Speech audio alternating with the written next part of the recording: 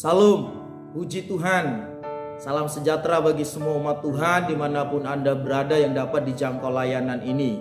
Kembali saya menyapa Anda melalui channel yang kita kasihi, yakni Samitri Official. Doakan supaya channel ini terus boleh bereksistensi bagi kemuliaan nama Tuhan, membangun iman, pengharapan dan kasih umat Tuhan, baik melalui renungan firman Tuhan maupun lagu-lagu rohani yang kami upload di channel ini.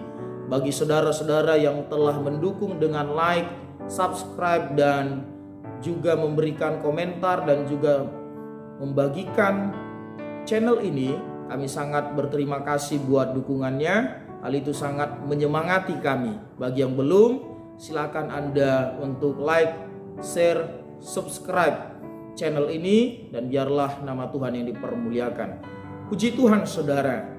Di bagian yang pertama saya sudah menyampaikan bagaimana sikap kita, sikap yang benar ketika kita menghadapi persoalan dalam kehidupan kita, dengan mengutip bagaimana Yosua dan Kaleb ketika mereka berada pada situasi yang sulit.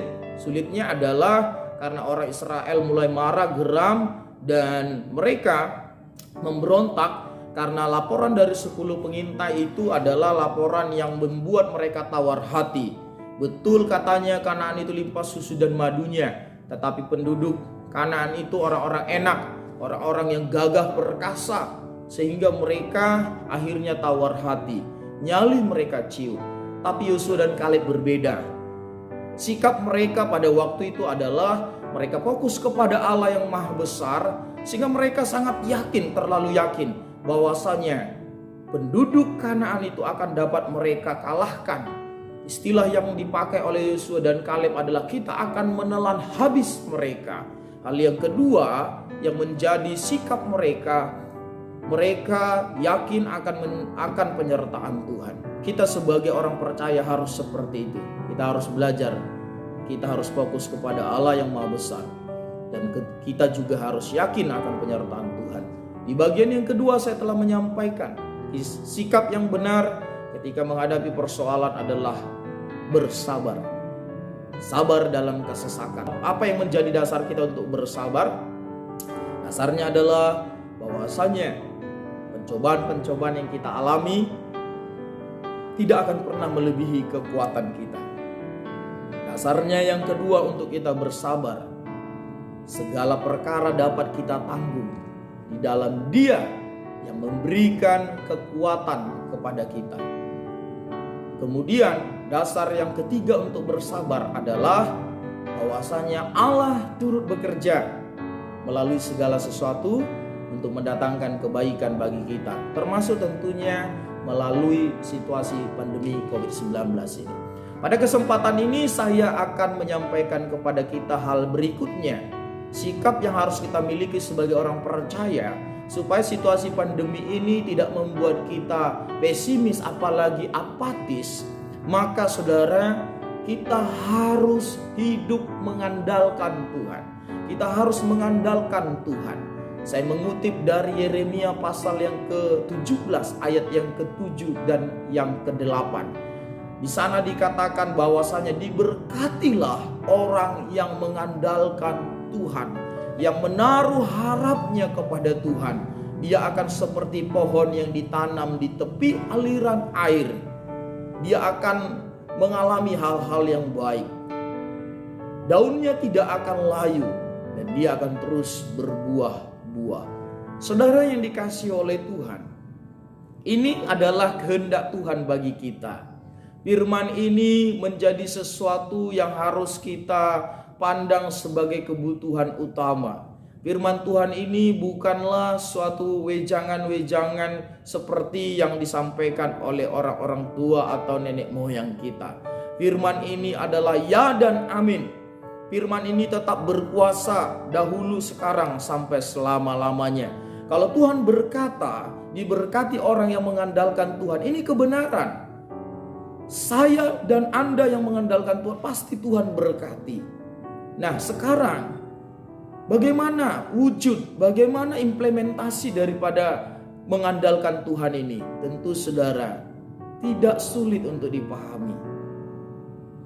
implementasi daripada mengandalkan Tuhan. Kita terus saudara menjalin persekutuan dengan Tuhan. Kita terus bergiat bertekun setia dalam peribadahan pelayanan kita. Kita memiliki saat teduh yang disiplin dengan Tuhan. Ketika kita berdoa itu merupakan salah satu wujud kita mengandalkan Tuhan. Itu adalah praktek kita mengandalkan Tuhan. Dan memang kekristenan harusnya cenderung hidup di dalam doa. Doa itu merupakan praktek kita kebergantungan dengan Tuhan. Dan itu yang Tuhan mau.